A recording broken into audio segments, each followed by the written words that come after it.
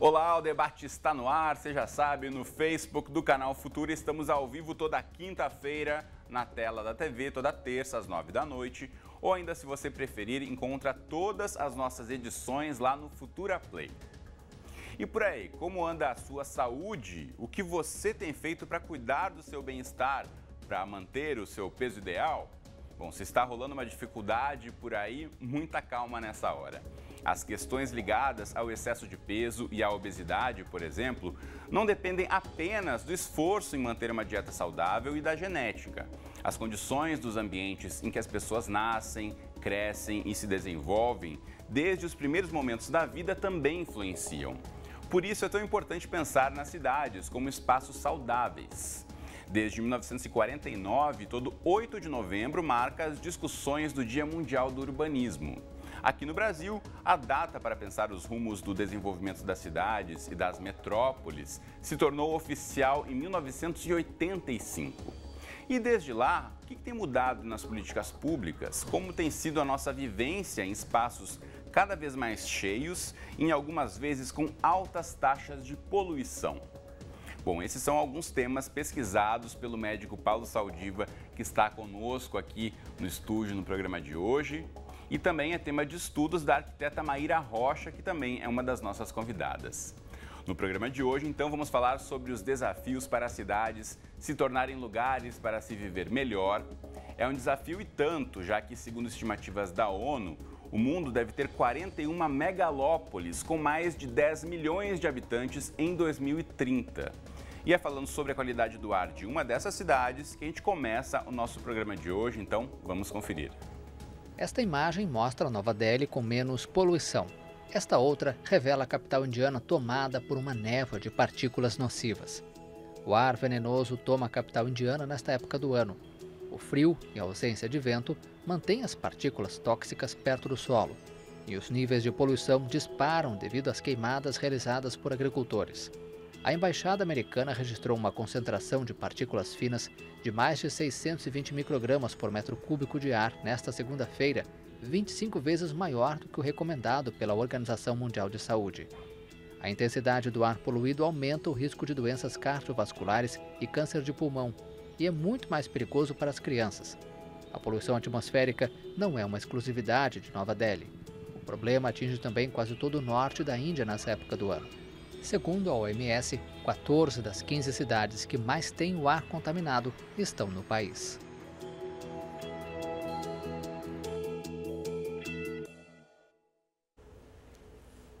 A gente vê essa imagem ali de Delhi, até parece São Paulo, né? E tantas outras metrópoles que a gente conhece mundo afora. A gente vai falar mais sobre isso, os impactos para a saúde, mas antes, bem-vindos Paulo Saldiva e Maíra Rocha. Obrigado pela presença com a gente aqui no estúdio hoje. É um prazer estar aqui. Prazer é nosso. Quero começar, então, perguntando para a Maíra, que é coordenadora da Comissão de Assistência Técnica de Habitação de Interesse Social do Conselho de Arquitetura e Urbanismo aqui do Rio. Maíra, a gente vendo essas imagens, né, o que a gente pode pensar no papel do urbanismo para que esse caso da Índia não se multiplique na intensidade que a gente viu na reportagem? Boa noite a todos, boa noite, obrigada pelo convite. A gente tem tentado pensar, né, a questão da qualidade de vida nas cidades como um desafio do urbanismo e da arquitetura, né? A gente acha que favorecer o acesso das populações à cidade de qualidade é o grande desafio, né, que a gente tem no urbanismo atualmente.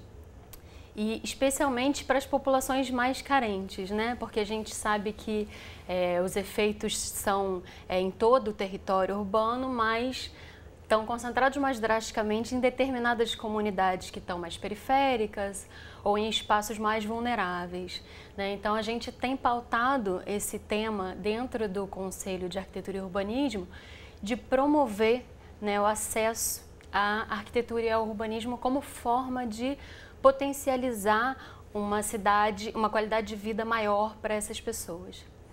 Pois é, agora o Paulo Saldiva, que está com a gente aqui também no estúdio, médico patologista, professor, pesquisador da USP.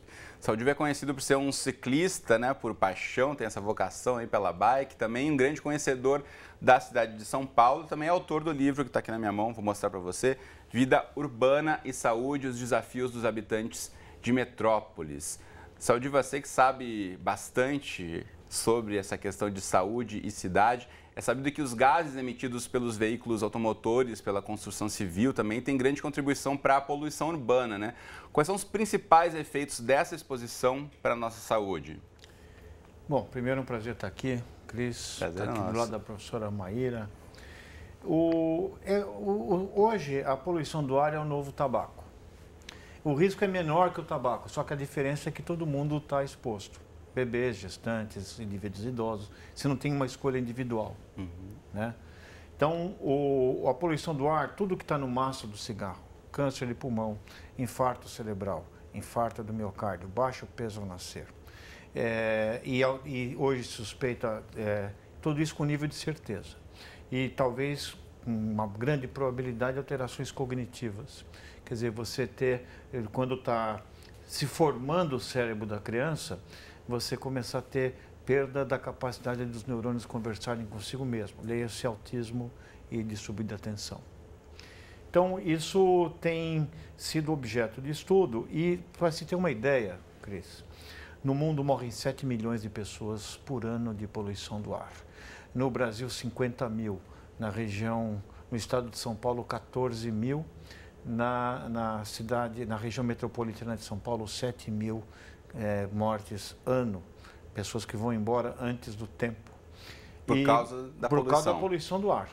E só para você ter uma ideia, de febre amarela, que foi uma situação de emergência, em São Paulo foram 176 pessoas.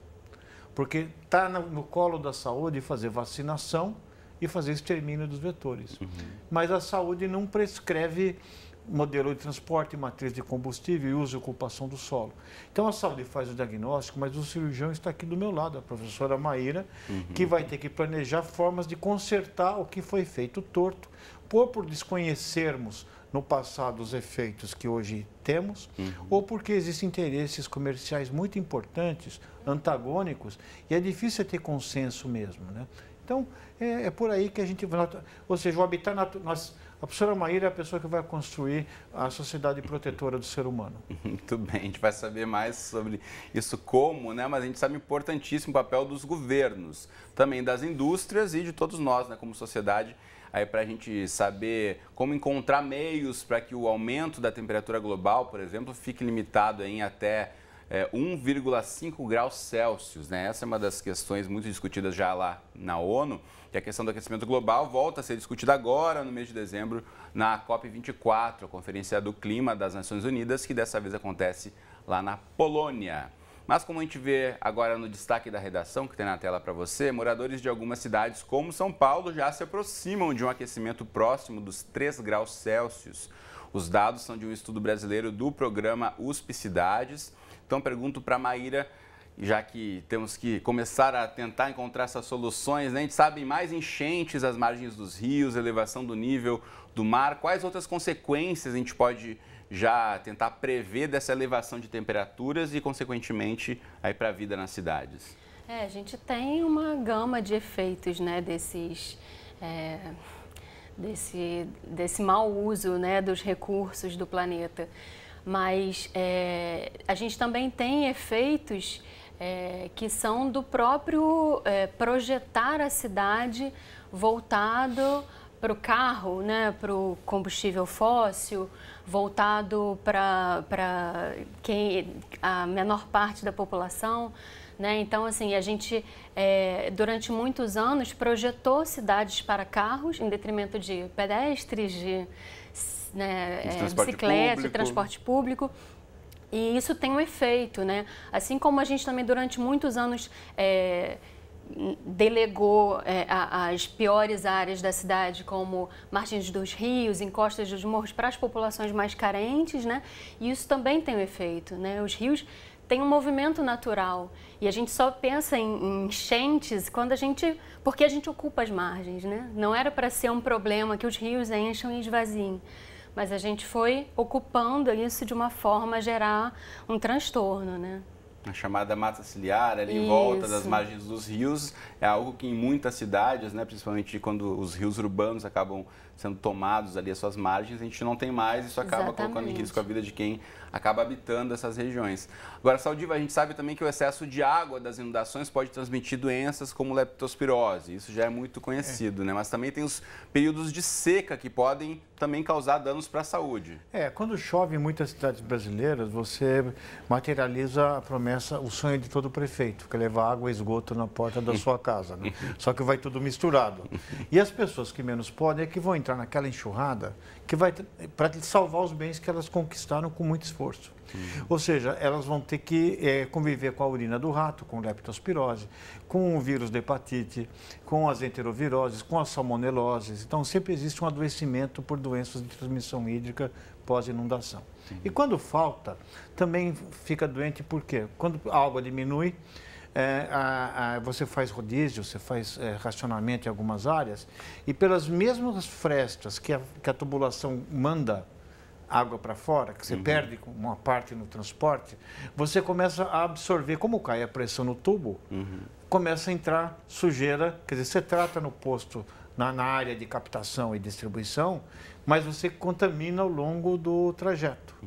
Então, ou seja, e também tem um efeito importante da temperatura em si. Nós acabamos de publicar um estudo onde a gente estudou 1.820 cidades brasileiras com internações hospitalares e vendo a variação de o que acontece com adoecimento em função de variações de temperatura. Nós temos hoje, primeiro, quem mais afetado, abaixo de 5 e acima de 70.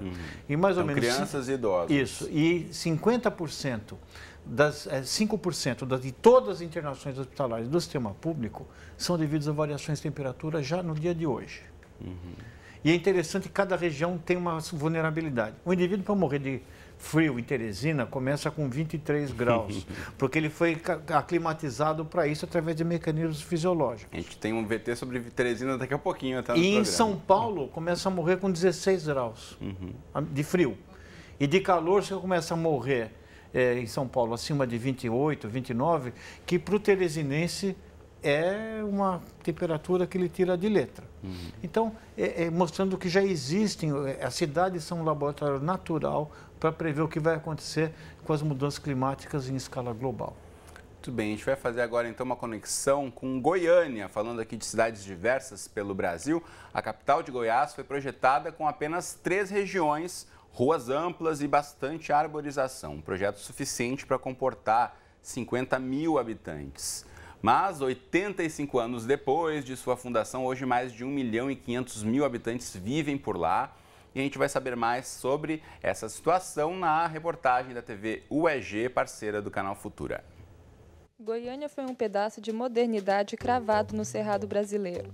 Fruto do Estado Novo, política do governo Vargas, a nova capital de Goiás surge em 1933 como promessa de progresso e prosperidade para o interior do Brasil. É muito bom morar num lugar que tem um parque desse aqui. A natureza, o contato com a natureza, o convívio é muito bom, né? Então eu sempre falo para o meu irmão que mora aqui perto, que ele mora no paraíso, né? Moro em Goiânia desde quando nasci, gosto muito da cidade, uma cidade maravilhosa, muito boa de se morar. Algumas coisas deixam a desejar, mas isso aí já é do governo. O plano do Atílio, ele foi feito para uma cidade de 50 mil habitantes. Goiânia atualmente tem mais de 1.300.000 habitantes. Então o crescimento ele foi muito maior do que o que se esperava inicialmente. O plano do Atílio, ele contemplou basicamente essa região que destaca o setor central, o setor sul, essa área do setor sul, que depois teve uma modificação desse traçado, né? Então é essa porção bastante central da cidade. Tudo que foi feito depois acabou seguindo algumas daquelas diretrizes que foram lançadas inicialmente, de proteção de mananciais, um traçado que tendia inclusive para a reprodução desses asteriscos que a gente tem aqui das rotatórias, né? Isso tudo vai sendo promovido a partir principalmente dos anos 40 e 50, mas a cidade vai crescendo muito mais do que isso, né? Então a gente tem hoje uma preocupação muito grande, o plano diretor está sendo revisto com vistas à recuperação do centro de Goiânia, com vistas a uma reocupação desse centro de Goiânia, justamente para tentar organizar as questões urbanísticas da cidade. Muito bem, agradecer a equipe da TV UEG, parceira do Futura, pela produção da reportagem. Maíra, a gente sabe, né, Goiânia é um dos exemplos, pensando aqui também em Brasília, né, cidades projetadas, mas que, na verdade, os projetos parecem que ficam muito presos num momento do tempo e a história avança, as populações crescem e esses projetos já não comportam mais, né? São as cidades que você citou, são cidades, né, de um projeto modernista, né? E, bom, é isso, a gente tem, projetos têm momentos, né? E aí as cidades vão crescendo, mas eu tenho um certo desconforto dessa coisa de dizer que as cidades vão crescendo sem projeto ou sem planejamento, né? Porque, na verdade, o que a gente tem hoje é um projeto, né? A cidade que a gente tem hoje é um projeto. É um projeto vivo, né? É um projeto que precisa vivo. ter e, uma assim, organização. E assim, e interessa a determinadas pessoas que aconteça dessa forma, né? Então, assim, eu acho que nem sempre é uma falta de planejamento. Eu acho que é você mudar o foco da onde está seu planejamento, né? Você ter uma leitura do território ampla, né? Que não contemple só setores da cidade, porque, por exemplo, não faltam projetos para as áreas mais abastadas da cidade, né? Essas áreas têm, então assim, se tem projeto ali, por que não tem nas periferias, por que não tem nas favelas, né? Isso é uma escolha. Então, assim, eu acho que a gente tenta pautar muito essa questão também, assim, não faltam projetos, nem faltam pessoas pensando nisso. Falta você colocar o foco onde precisa, falta você ler a cidade como um território único, né? Muito bem, eu quero trazer agora mais um ponto para a nossa discussão, que são as medidas para unificar ministérios a partir de 2019. Promessa de campanha do nosso presidente eleito, a redução no número atual de ministérios tem gerado aí bastante repercussão e uma das incertezas é justamente sobre a continuidade do Ministério das Cidades. Pela nova proposta, essa pasta passaria a se chamar Integração Nacional e incluiria também a área do turismo. Em meio às discussões, a nossa pergunta quais são as possíveis realizações e os impactos se essa medida de fato se confirmar. Então, para falar sobre esse assunto, eu chamo agora para a nossa conversa a Luciana de Oliveira Royer. Bem-vinda, Luciana, tudo bem com você? Olá, Cristiano. Obrigada pelo convite. Obrigado você. A gente sabe que você... também mandar um abraço para o professor Paulo Saldiva e para a Maíra também. Muito bem, a professora da FAO, da USP. O que representaria, então, não ter uma pasta específica para as políticas de urbanismo, na sua opinião? Eu acho que isso representaria um retrocesso para a gente, porque houve um diagnóstico ao longo dos anos, das décadas, em que o Brasil teve um financiamento público de habitação, uma política de habitação que sofreu aí por conta da extinção do BNH e de ficar em vários ministérios de 85 até 95, quando foi criada uma secretaria. A gente já tem um diagnóstico, as áreas técnicas, de que isso prejudicou muito a continuidade das políticas, prejudicou muito a articulação das políticas setoriais que são ligadas às cidades, né? Então, a gente já entende hoje, a comunidade epistêmica, né, do urbanismo já entende que a gente tem uma questão fundamental, que não é só produzir casa, não é só fazer terminal de ônibus, ou não é só fazer uma estação de tratamento de esgoto. A gente precisa olhar essas políticas de forma integrada. Elas são intersetoriais, elas têm uma complexidade inerente às questões da cidade, e a extinção de um Ministério das Cidades, que foi uma conquista também dessas análises, desses diagnósticos, nos parece um retrocesso, porque ainda que numa mesma instituição exista problemas para a articulação dessas políticas, se você não tiver uma mesma coordenação, essa articulação ficará ainda mais comprometida. Pois é, você mencionou, Luciana, o BNH, muita gente que está acompanhando a gente, tenho certeza que não sabe muito bem, né, o que é o BNH, vou pedir para você explicar na próxima resposta. Claro. E também pontuar para a gente, desde 2003 que a gente tem o Ministério das Cidades no Brasil, né, qual tem sido esse papel fundamental do Ministério nesse sentido de organização e projetos para cidades? Então, o Ministério já tem 15 anos, né, e ele fomenta, ele articula, ele é o agente gestor das políticas, e ele coordena, né, essa implementação das políticas habitacionais. Ele também aloca os recursos para essas políticas, né? Atualmente o Ministério tem, só com recursos do Orçamento Geral da União, mais de 24 mil contratos ativos nessas 4 áreas que eu falei: mobilidade e transporte, regularização fundiária, habitação, saneamento, fora os contratos que também são geridos pelo Ministério das Cidades, os contratos com recursos do FGTS, né? No BNH, que era o antigo Banco Nacional de Habitação, esse Banco Nacional de Habitação, ele centralizava todos os financiamentos e as políticas, e os municípios pouco tinham interação nesse sentido, somente por meio das companhias habitacionais. O que o Ministério das Cidades faz, respeitando o Pacto Federativo, obviamente, é criar políticas, fomentar políticas, orientar a execução dessas políticas, né, e alocar esses recursos para os estados e para os municípios. Tem um papel de coordenação, de articulação federativa e de articulação dos recursos muito importante, né? Sem dúvida. Luciana, eu vou voltar aqui para o estúdio rapidamente. Quero ouvir do Saldiva em relação às discussões que você também acompanhou, né, Saldiva, de pensar em saúde, cidade, junto a políticas públicas. Como é que você avalia essa possível deixar de existir um Ministério das Cidades? Bom, eu vou dar um exemplo. Morrer de infarto na cidade de São Paulo, se a gente dividir nas 385 agregados censitários, são 3 ou 4 unidades censitárias, e você tem dados de informação. Chega a variar 28 vezes no território.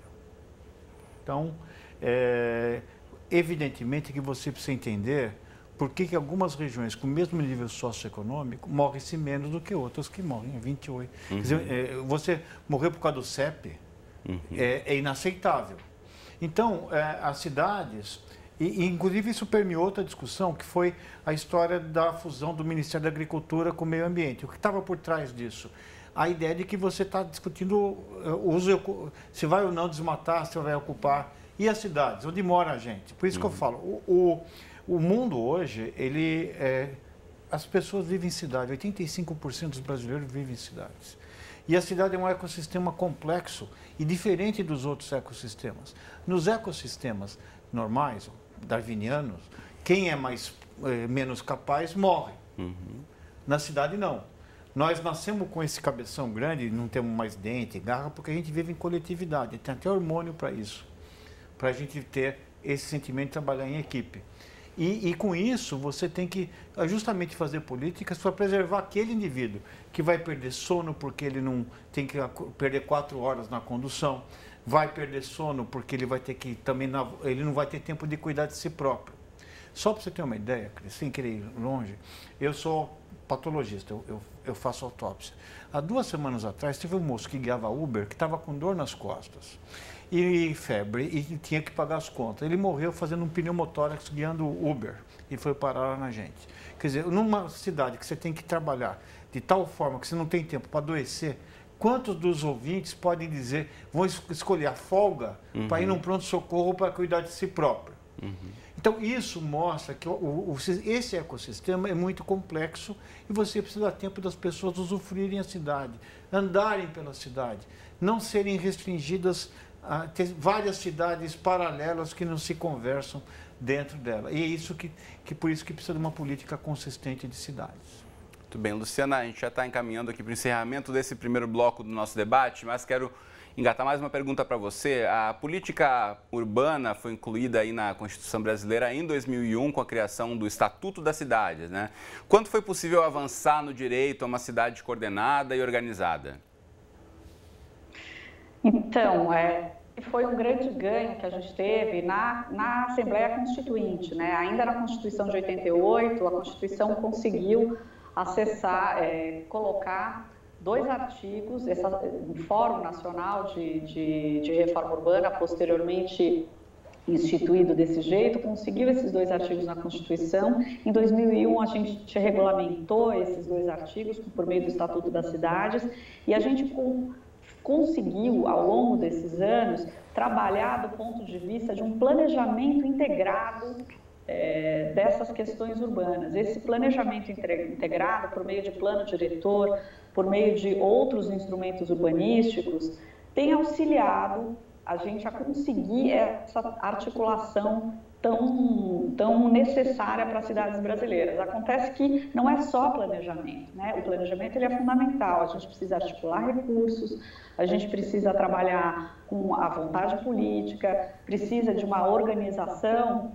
para que isso funcione, para que isso dê certo, a gente precisa de fato de administração, de gestão pública nesse sentido. Então, isso demora. As cidades são sistemas complexos, né? Ela não é algo que você consegue tomar uma decisão hoje ou articular hoje, você ter resultados amanhã. No entanto, se você não começa hoje, você não vai ter resultados nunca. Então, por conta de ser um sistema complexo, intersetorial, que depende de recursos, financiamento, planejamento, e a gente tem um passivo muito grande ambiental e social das cidades brasileiras, a articulação entre as políticas por meio de órgãos, né, dessas instituições que a gente arduamente vem conseguindo trabalhar e deixar de pé ao longo de décadas, é fundamental. Sem isso, a gente não consegue avançar. Bom, você falando da cidade, né, cidade dinâmica, a gente está, enquanto transmissão aqui no Facebook, nesta quinta-feira, para quem está assistindo a gente ao vivo, e tem mensagem que chegou para a gente, quem está assistindo a gente no trânsito, preso na Imigrantes, lá em São Paulo, já mandando recado também, então isso é parte também do dinamismo do nosso conteúdo. Enquanto a gente está aqui também no nosso estúdio no Rio de Janeiro, a Luciana está lá no escritório dela em São Paulo, e o pessoal está por aí acompanhando pelo celular o nosso debate, e em todas essas pessoas que a gente tem que pensar aí nessa mobilidade também quando falamos em políticas para as cidades. Luciana, preciso me despedir de você, agradecer muito sua participação. Até a próxima vez aqui no debate. Muito obrigado. Certo, Cris. Obrigada eu. Um abraço no professor Saldiva e na Maíra. Eu também sou do IAB, Maíra, do Instituto de Arquitetos. Só gente boa aqui pensando no futuro das cidades brasileiras, que a gente consiga, né, colocar em prática tudo isso que a gente está discutindo aqui. Valeu, Luciana. Até a próxima. Valeu. Um abraço. Tchau. Abraço. Bom, ainda falando em políticas públicas voltadas ao bem-estar das cidades, em 2018, a Lei de Assistência Técnica completa 10 anos. A proposta é parecida com a do SUS, só que voltada para a habitação. Pela lei, é oferecida assistência técnica para a habitação com direito para famílias com renda de até 3 salários mínimos. Então, quero saber da Maíra, qual tem sido a aplicação de fato dessa legislação, Maíra? A implementação dela ainda é complicada, né? E, enfim, fazendo um gancho com o assunto anterior, o Ministério das Cidades, ele é um lugar onde isso era debatido, a forma de implementar isso é pensada, né? E aí, enfim, essa semana a gente viu, diante dessa possibilidade, né, uma frente de prefeitos se manifestando contra isso, porque é justamente isso que a professora Luciana falou, né? As várias escalas, então você compromete muito a implementação das políticas quando você acaba com o Ministério da Cidade. A lei da assistência técnica, ela pensa justamente isso, em ampliar, né, o acesso público e gratuito, né, das pessoas dessa faixa de renda a serviços de engenharia e arquitetura.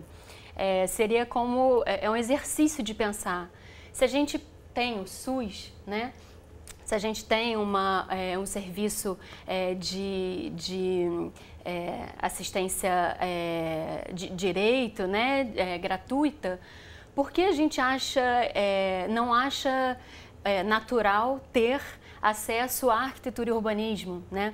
E são temas tão importantes, assim, a gente vê E hoje a maior parte da população, não tem mais de 80% das casas é feita sem arquiteto e urbanista. Então, assim, a gente enquanto arquiteto e urbanista fica muito angustiado. Para quem a gente está trabalhando, né? Se a gente não consegue chegar a essas pessoas, oferecer nossos serviços que proporcionam qualidade de vida, saúde, né? Espaços melhores de convivência. E essas áreas que você fala, né, tanto a saúde quanto o acesso a direitos, tem muito a ver com a casa das pessoas, né? Isso está tudo interligado. Minha editora já grita comigo aqui que estamos estourados nesse bloco, então a gente faz um rápido intervalo, o debate já volta para falar mais sobre cidades, não sai daí.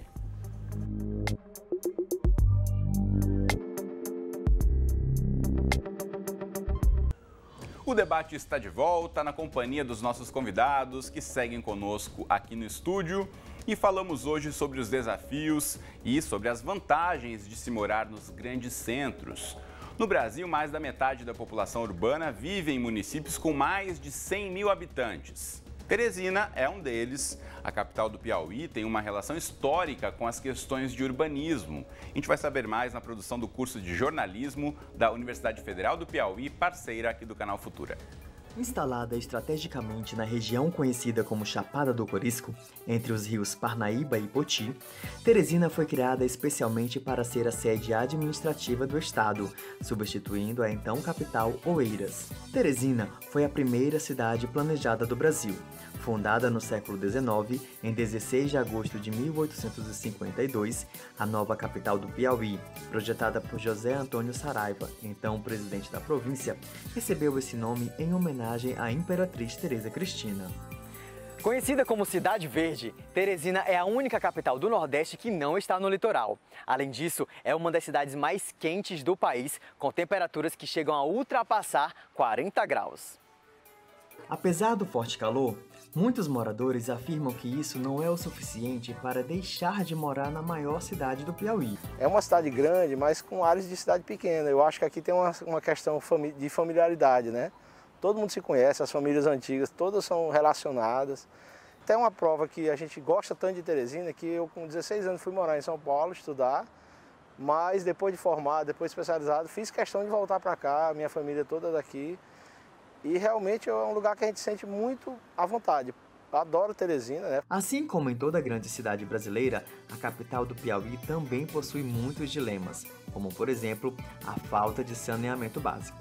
Um estudo do Instituto Trata Brasil, divulgado esse ano, revelou que Teresina ocupa a posição 84 entre as 100 maiores cidades do país, um ranking que aponta os indicadores como o acesso ao abastecimento de água e a coleta e tratamento de esgoto. De acordo com a concessionária que administra o setor, apenas 19,12% dos domicílios são atendidos com rede de coleta e tratamento de esgotos em Teresina. Uma situação nada confortável para a primeira cidade planejada do Brasil. Pois é, esse problema aí que se repete em tantas outras cidades, Brasil afora. E tem também aqui mensagens chegando pra gente. Você sabe que a gente está ao vivo no Facebook do Futura. E o Silvio, lá de Teresina, mandou mensagem pra gente falando exatamente sobre esse problema, né? A gente está com uma enquete lá nas redes sociais do Futura. E ele fala que em Teresina, esgoto sendo lançado nos dois rios que cortam a cidade, Parnaíba e Poti. Você aí também pode mandar sua pergunta, seu comentário pra gente. Quero aproveitar e mostrar de novo aqui o livro do Saldiva, Vida Urbana e Saúde, o desafio dos habitantes das metrópoles. Aqui você fala também desse problema, né, Saldiva, do saneamento ou da falta dele nas cidades brasileiras. Você vê o paradoxo, né? Teresina é uma cidade que ela é muito gostosa e o povo é a melhor coisa que tem lá, um povo super hospitaleiro.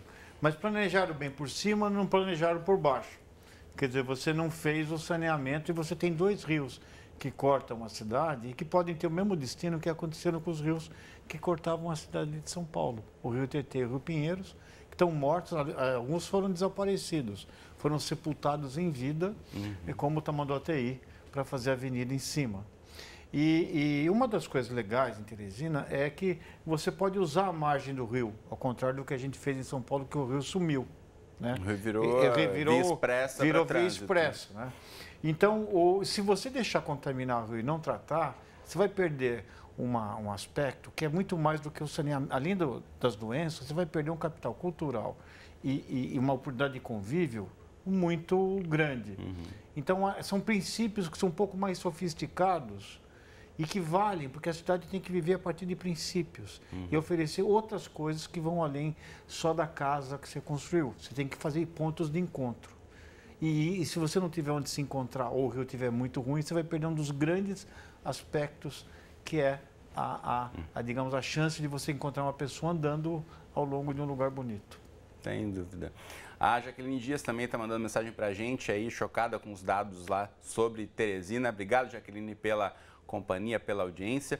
Quero trazer um outro assunto aqui também, que é a água potável, né? A gente falando sobre tratamento de esgotos em água potável, saneamento. Bom, esses assuntos são parte da meta 6 dos Objetivos do Desenvolvimento Sustentável, ou seja, não é uma prioridade só aqui para o Brasil, é no mundo inteiro. Mas quero saber da Maíra qual é a avaliação sobre essa agenda para ser cumprida aqui no Brasil até 2030. A gente consegue atingir essas metas da ONU? É um momento importante para a gente estar discutindo isso tudo, né? Quando foram feitas as metas, parecia muito distante, 2030, mas sim, agora é pouco mais de uma década, faz, né? Eu acho que é muito simbólico que no momento desse, né, se aproximando dessa meta e com um horizonte de problemas urbanos, né, a gente esteja discutindo o fim do Ministério das Cidades, o fim de um espaço de debate tão importante, né? Então, eu acho que o que a gente precisa é o oposto, é criar espaços de debate, é fazer isso que vocês fizeram, juntar médicos e arquitetos para discutir a cidade, né? Então, assim, eu vejo com preocupação, assim, para o Brasil atingir essas metas e acho que num recorte até um pouco maior, né, atingir essas metas para os países da periferia do capitalismo é sempre mais difícil, né? Então, assim, de que forma a gente vai tentar entender que esses problemas vão para além de questões só urbanas ou que só arquitetos, engenheiros, urbanistas se envolvam, técnicos, né? Pensar isso tudo como uma forma mais global, né? De pensar as cidades. Que tem a ver com a vida de todos nós, né? Claro. Agora, olha só, com 84% da população brasileira vivendo em áreas urbanas, quais são os desafios de quem migra de locais menores para as metrópoles? Tem muita gente fazendo isso, então a gente foi às ruas, aí, nossa equipe, para ouvir um pouco mais sobre essas experiências. Assim que eu desembarquei no aeroporto Santos Dumont, eu já estava encantada com o Rio. Imagina, eu saí de Irituí, uma cidade pequena no interior do Pará, e de repente estava aqui. O meu primeiro desafio foi saber ir e voltar de Niterói, já que eu precisava estudar. Para isso, eu fui criando pontos de referência. E assim eu fui me acostumando com o dia a dia. Sem contar que a vida aqui é muito mais corrida do que a vida lá em Irituí. Outra coisa que eu destaco é a relação entre a vizinhança, o convívio mesmo. Eu moro num prédio pequeno, de 9 apartamentos e não tenho interação alguma com meus vizinhos. Lá, se a farinha da minha mãe acabar, ela vai emprestar da vizinha, sabe? A gente sai do nosso convívio familiar não é por uma escolha, mas é porque lá existem poucas oportunidades de trabalho. Meu nome é Hanna, eu sou arquiteta urbanista, moro aqui no Rio de Janeiro, mas nasci numa cidade bem pequenininha do interior do Rio Grande do Sul, chamada Nova Petrópolis. Lá tem 20 mil habitantes, então a dinâmica social é muito diferente. E eu tenho me apaixonado pela cidade desde 2011, que foi quando eu me mudei para Porto Alegre. Comecei a estudar urbanismo na mesma época, isso com certeza me influenciou, me fez entender melhor algumas questões. Mas o fato de eu ter escolhido a bicicleta como meio de transporte foi o que realmente fez eu conseguir explorar esse lugar e decidir por que eu quero estar nele. A cidade faz a gente se encontrar, muita gente se encontrar. Quando muita gente se encontra, muita coisa é possível. Meu nome é Doris Duque, eu nasci em Barra Mansa, no sul do estado do Rio. E eu me mudei para o Rio 3 anos atrás para fazer faculdade. E eu me lembro que uma das principais coisas que eu gostei, assim, que eu achava o máximo, era o metrô. Mas o que eu mais senti diferença foi andar de bicicleta. Na minha cidade eu sempre andei de bicicleta para cima e para baixo, era o meu transporte. E os carros conviviam muito bem com os ciclistas. Só que aqui no Rio é bem diferente. tem ciclovia e tal, mas não rola o respeito que rolava lá no interior. Muito bacana ouvir esses depoimentos, né? A gente também está rolando a enquete nas redes sociais do Futura, como já mencionei aqui, a gente perguntando se você é do campo ou da cidade. Está bem dividido aqui, mas está ganhando a cidade. Agora eu quero puxar o gancho dessa última entrevistada que fala sobre a bike, Saldiva. Você conhece bem esse assunto, você se locomove de bicicleta em São Paulo, maior cidade do país com aquele trânsito maluco. E São Paulo e Rio, como essa entrevistada também mencionou, não são, apesar de terem algumas vias exclusivas, não são tão amigáveis para as bicicletas. Mesmo assim, são cidades que têm algum tipo de espaço dedicado a elas. No resto do Brasil é muito mais difícil, né? Está melhorando, viu? Eu acho que eu ando de bicicleta desde o tempo dos dinossauros. Eu tinha até, às vezes a minha bicicleta derrapava na lama do dilúvio ainda, né? Que não tinha secado. Mas está melhorando porque as pessoas têm vontade. A bicicleta ou caminhar, ela te permite entender a cidade. No meu caso, a cidade de São Paulo, Rio de Janeiro, você desce no Santos Dumont, você pensa que tem que pagar couvert artístico para o aeromoço de tão bonito que é. São Paulo é uma cidade feia, mas tem personalidade. Você só vai descobrir a cidade de São Paulo, os seus personagens, os pequenos comércios, se você tiver tempo de olhar. E a bicicleta permite que você encontre a cidade. E isso é muito importante, né? Porque as primeiras cidades começaram mais ou menos 10 mil anos antes de Cristo, possivelmente na Pérsia, né? E foi crescendo, mas quando põe, como falou a menina, você põe muita gente junta, sai coisa legal. Você fez templos enormes sem saber cálculo. Tudo que a gente conhece de civilização ocidental começou a ser fundamentado quando você deu tempo das pessoas, por oportunidade das pessoas se encontrarem. O ruim é quando a cidade vira um obstáculo. Então você vê tudo, mas você não pode usar, que nem aqueles cachorros que ficam na frente do frango ali rodando, e você está vendo e você não pode usufruir. Ou porque tem trânsito, ou porque tem violência, ou porque você trabalha que nem um maluco. E aí a cidade começa a perder a graça. E o que um urbanista, e que quando a gente fala, ele tem que construir espaços de convivência. Quando você ocupa, e por isso que você não, quando você muda a lógica disso para começar a valorizar algumas corporações, a cidade não fica igual para todo mundo. Sem dúvida. Maíra, a gente ouviu também os depoimentos, né, do pessoal dizendo o que impressiona, a questão do metrô, por exemplo, que também poderia ter redes mais ampliadas Brasil afora. Mas como é que você vê essas diferenças, principalmente de quem, como esses jovens que apareceram na reportagem, que vem em busca, né, de oportunidades nas grandes cidades, que também veem o que tem de tão diferente, né, dos lugares de onde vieram? Eu, na minha história pessoal, também fiz isso. Eu saí de Volta Redonda, que é vizinha Barra Mansa, que a menina comentou, interior do Rio, e vim fazer faculdade no Rio. E é sempre isso, assim, tem essa coisa da cidade ser muito assustadora, né, e muito agressiva, porque a gente tem uma outra convivência, um outro tempo, né, de troca, espaços mais amigáveis, mas ao mesmo tempo também tinha muitas coisas que me fascinavam, que era uma diversidade de pessoas e identidades, né? Então, o tempo todo o bom e o ruim de dos grandes centros e das cidades pequenas, né? Às vezes eu ficava em Volta Redonda também, você andava na rua, conhecia todo mundo, né? Eu era filha da professora, neta da outra professora, assim, eu me sentia às vezes vigiada, aí chegava no Rio, tinha aquele anonimato que era tipo interessante, mas tem essas coisas, né? Do fascínio e do amedrontamento, né? Saldiva, você vive na cidade, mas também gosta de escapar para o campo, às vezes? Eu gosto.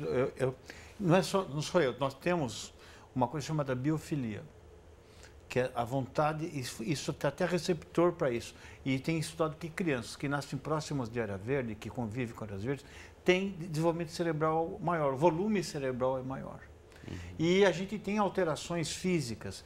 Quando você está numa área verde, a pressão arterial cai, a secreção de citocinas anti-inflamatórias, quer dizer, aumenta. Então, existem fenômenos objetivos para isso. Então, a nossa biologia, o nosso corpo se sente melhor, mais próximo da natureza. Muda, e não é só o sentimento da alma. Por isso que os hospitais que têm áreas verdes, as pessoas cicatrizam antes, tem menos infecção e tal. Então, o problema é que hoje, às vezes a gente corre tanto, mesmo que tem área verde, a pessoa não vê. Hoje eu perguntei para o taxista que eu vim aqui, estava chovendo, mas passando aquele aterro do Flamengo, eu falei, você acostuma com isso? Você consegue enxergar isso, assim como eu que não tenho, enxergo e me encanto. Para quem não é do Rio, Aterro do Flamengo é um dos grandes parques da cidade, na área central, uma área verde imensa. E tem tudo, daí você anda por aquele centro velho, tem aqueles jardins, aquela coisa. Eu falo, bom, será que você acostumou com isso ou você banalizou? Você tem tempo de enxergar isso?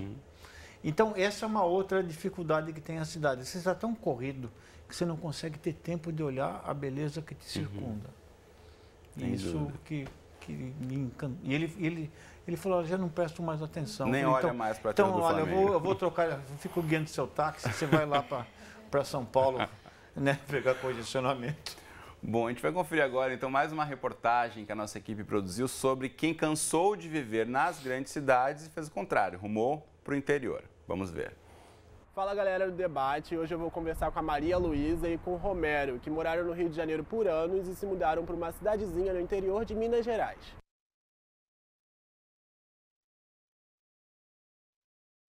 Maria Luísa, por que você decidiu se mudar para Minas Gerais? Porque depois de viver tanto tempo no Rio e ter uma filha já grande, eu tive 2 crianças e eu decidi que eu queria criar essas crianças e num outro ambiente, com uma outra qualidade de vida. Eu queria fazer parte da vida delas. A gente tinha a vida urbana no Rio de Janeiro, né? Como todo padrão de vida urbana. Trabalho dia de semana, de noite pedia alguma comida pelo telefone e final de semana fazia algum passeio e eventualmente fazia algumas viagens. E chegou um ponto da nossa história que a gente estava se questionando o quanto que isso estava valendo para a gente. E quais foram os desafios, né, e as vantagens de fazer esse movimento de mudança? Por exemplo, no meu prédio eu conhecia a minha vizinha de porta, né? Fora isso eu conheci alguns amigos e os parentes. Lá onde a gente mora agora, que é em Bocaina de Minas, em Santo Antônio, lá tem em torno de 500 pessoas o arraial. Você pode ir lá agora, parar o carro e perguntar, onde é que mora o Romero? Que eles vão dizer onde é que eu moro.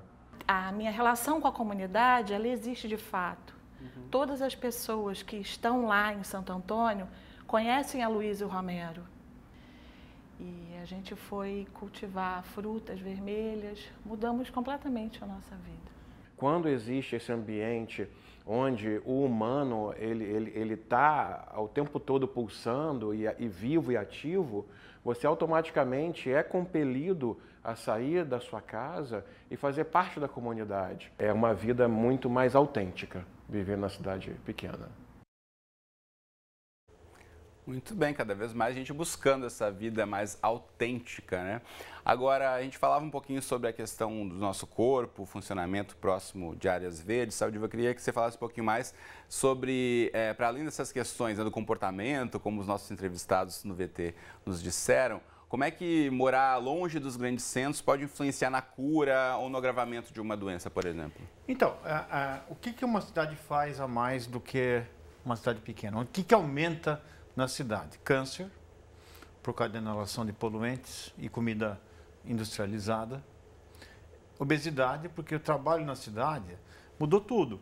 Quer dizer, aqui, uma cidade, você digita um negócio, dá um enter e foi embora. Lá ele está produzindo alimentos, está tendo uma relação. Possivelmente vai ter tempo para cozinhar, não vai ter que comprar um negócio ou mastigar uma coisa enquanto está fazendo um relatório, pelo telefone, né? Como ele mencionou ali na entrevista. E aconteceu uma coisa legal, que mesmo você morando longe, você, através das redes, você consegue ter acesso à melhor cultura do mundo. Quer dizer, se morar numa cidade pequena hoje já não significa o afastamento de eventos, porque você consegue, digamos, ter acesso a um material você pode ler qualquer livro, escutar qualquer música, ver praticamente qualquer filme e até acompanhar Então, houve uma melhoria nisso. Isso talvez seja uma experiência... E há a perspectiva hoje de trabalho à distância, né? Dependendo do trabalho que você faz, você pode trabalhar com escritórios virtuais, então você pode combinar o fato de você morar numa cidade menor, onde você tem uma série de benefícios, inclusive uma identidade pessoal. Hoje a professora Meire não sente muito, porque quando porque ela está no gozo perfeito da sua saúde, mas quando você tiver com uma idade maior, quando teus amigos forem indo embora, cada um foi para um canto e tal, se você mora numa cidade pequena e você tem um papel social, isso dá um sentido. E a perda do sentido da vida, de relações, ou de você se encontrar com alguém que te dê amparo num momento que você não está legal, é uma das bases para doenças mentais, que é o que também vai na cidade. Quer dizer, essa solidão coletiva chega a um determinado momento na vida que deixa de ser vantajosa e passa a ser um suplício. Agora, Maíra, a gente pensando nesse sentido de cidades menores e na questão do urbanismo, né? Como é que a gente pode pensar em estruturar cidades menores para que não cresçam também com os problemas que a gente encara hoje em dia nas grandes metrópoles? No urbanismo a gente debate muito sobre as cidades compactas, né? Que são cidades que têm... que não se espraiam, né? não crescem para as periferias, porque você consegue ter maior aproveitamento da infraestrutura urbana, né? E maior acesso à mobilidade fica melhor também, né? Você consegue fazer planos de mobilidade melhores e tal. Então, a gente tem falado muito sobre isso. O problema das cidades estarem se espraiando cada vez mais em direção às periferias, né? Tem um aumento de deslocamentos também, de casa para o trabalho, da escola para casa, isso também acaba prejudicando a qualidade de vida. Impacta diretamente, né, na saúde das pessoas, o tempo que elas têm disponível para o convívio comunitário, né? Isso das redes, de você criar os laços, até com a sua família. Então, assim, você tem menos tempo para você e para os seus, né? Você fica se deslocando numa cidade enlouquecidamente e isso é muito ruim. A gente tem aqui a participação do Lucas mencionando os ODS, que são esses objetivos de desenvolvimento sustentável que a gente mencionou agora há pouco, estipulados pela ONU. E o Lucas disse que um dos grandes desafios é trazer essa discussão para níveis locais, né? Então, acho que é um pouco isso que a gente está tentando trazer aqui também, para ver como cada cidade pode tentar apropriar-se, cada bairro ou cada gestor de uma pequena região pode tentar pensar em ampliar isso. Posso dar uma sugestão nisso? Diga lá. A melhor forma de fazer isso é colocar preço no manter. Todo mundo sabe o preço de mudar. Mas quanto custa manter? Quanto custa deixar do jeito que está? Então, se você fizer isso e você colocar saúde na questão, você vai ver que todas... Por exemplo, o que a gente fala do ponto de vista do aquecimento global? Você fala assim, olha, se você fizer tudo certo, ficar no escuro à noite, tomar banho de canequinha, não comer mais carne, daqui a 80 anos cai os gases de efeito estufa e o primeiro ser vivo beneficiado é o urso polar. Ninguém faz isso. Agora, se você deixar teu carro em casa, andar de ônibus, você vai andar de 5 a 6 mil passos por dia. Teu risco de doença cardiovascular cai agora. Se você reduzir poluição do ar, colocando uma matriz que emite menos CO2, que é gás de efeito estufa, você reduz os poluentes locais que fazem com que você fume, na cidade de São Paulo, o equivalente a 5 cigarros por dia sem ter escolha. E isso tem um custo de saúde, não só o custo direto de atendimento, como da perda de produtividade, seja pelo tempo perdido, né, seja pelo você morrer antes de você completar teu ciclo de produção. Então, eu acho que tem que fazer a deseconomia da situação atual. E isso, então, aí você tem um instrumento de gestão que cada cidade pode falar, se eu deixar de fazer isso, eu vou ganhar dinheiro. E, na realidade, todas as medidas dos co-benefícios imediatos em saúde superam muito os custos de você fazer uma cidade sustentável. Eu acho que nisso a saúde é muito importante. Sempre que a gente fala de assistência técnica, por exemplo, quando a gente tem dados de saúde pública para falar sobre isso, né? Por exemplo, na Rocinha, tem aqui no Rio de Janeiro, tem uma rua que chama Beco da Tuberculose. E foi um lugar onde o índice de tuberculose era altíssimo.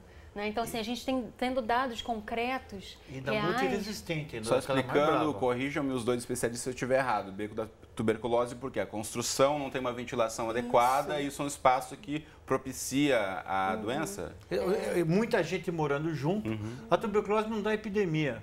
É um bacilo meio bobo, assim. Ele não dá surto epidêmico, demora para contaminar. Mas condições precárias de moradia levam ao aumento da tuberculose.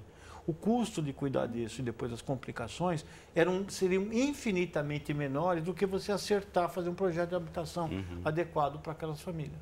Muito bem, a gente está aqui com o nosso tempo voando. Deixa eu ler um comentário que chegou para a gente pela rede social. A Lucivânia compartilha com a gente que ela está morando numa comunidade rural no semiárido nordestino, na Paraíba. Obrigado pela companhia, Lucivânia, por ter mandado o seu recado. E ela dizendo que mesmo lá, numa comunidade pequena, ela tem sentido que as pessoas têm perdido muito o cuidado com o outro, mesmo estando em locais menores. Eu acho que isso é um sintoma que a gente sente aqui na cidade também e para a gente repensar também nas comunidades menores, né, o olhar para o vizinho, olhar para o próximo, né, um pouco o senso de comunidade. Agora, vamos mudar um pouquinho de assunto para uma dica cultural, falando nesse tema que é o urbanismo que a gente está discutindo no programa de hoje. Tem uma mostra aqui no Rio de Janeiro que aborda o trabalho de um dos maiores nomes vivos da arquitetura e do urbanismo, pioneiro em defender cidades pensadas para pedestres e ciclistas. Então a nossa equipe foi até lá conferir e a gente vê agora. Oi, galera do debate! Hoje a gente veio aqui no Centro Carioca de Design acompanhar a montagem da mostra Yangel, A Vida nas Cidades, que é inspirado no trabalho desse arquiteto e urbanista dinamarquês. Eu estou aqui com Vitor Andrade, que é o curador da mostra. Vitor, que lugar o espaço urbano ele tem na trajetória do Yangel? O Yangel, ele é uma pessoa determinante na discussão sobre o espaço urbano no mundo. O Yangel, na década de 60, no momento onde as cidades eram desenhadas para os carros, ele veio à tona discutindo a importância do pedestre e das pessoas nas cidades. E ele traz uma nova visão do espaço urbano. Não mais um espaço desenhado para o fluxo da velocidade dos carros, mas um espaço desenhado para as pessoas e o bem-estar dessas pessoas. Essa discussão ainda é muito importante nos dias de hoje. Por exemplo, o Yangel foi a primeira pessoa que fechou uma rua e pedestrinizou essa rua na cidade de Copenhague. As pessoas, principalmente os lojistas, foram muito contra aquele fechamento. Mas ao longo do tempo, esses próprios lojistas se tornaram a favor desse fechamento de rua e como isso trouxe vitalidade urbana e vitalidade econômica. E a gente tem tentado, junto de diversas organizações, né, do poder público e instituições privadas, começar a repensar a cidade para as pessoas e para os pedestres. Paula, quem visitar o centro durante a mostra vai acompanhar quais discussões sobre urbanismo? O Centro Carioca de Design ele é ligado à Secretaria Municipal de Urbanismo, ao Instituto Rio Patrimônio da Humanidade, da Prefeitura do Rio. Então a gente tem um interesse grande em trazer conteúdos que falem sobre o design, sobre a arquitetura e sobre o urbanismo, numa perspectiva que faça as pessoas refletirem sobre como a gente vive na cidade. Essa exposição do Yangel, ela traz elementos que fazem justamente a gente refletir sobre isso. E é uma ideia desenvolvida pelo Instituto Cultural da Dinamarca, trazendo para o Brasil uma celebração da obra do Yangel. Ela é inédita no sentido que ela traz obras do Yangel desenvolvidas no Brasil. A gente tem projetos dele em São Paulo, Florianópolis e Natal, feitos nessa última década. A gente pode pegar dois exemplos muito importantes. O primeiro, o fechamento de uma parte da Avenida Rio Branco, no Rio de Janeiro. E um outro exemplo é o programa Paulista Aberta, em São Paulo. A Avenida Paulista ela é fechada todos os domingos para o lazer. A gente vai ter mesas sobre cidades ativas, vai ter uma mesa sobre intervenções temporárias, vai falar também sobre o Rio Conecta, que é um programa da Secretaria. A gente tem uma página no Facebook, que é Centro Carioca de Design, onde tem todas as informações, tem o evento, né, que é o nome da exposição, que é Yangel, A Vida nas Cidades. Muito bem, essa exposição está aqui no Rio de Janeiro. Para quem passar por aqui, vai até o dia 31 de dezembro. Então, quem vier aí passar as festas de fim de ano por aqui, está lá no Centro Carioca de Design, na Praça Tiradentes, lá bem no centrão do Rio de Janeiro.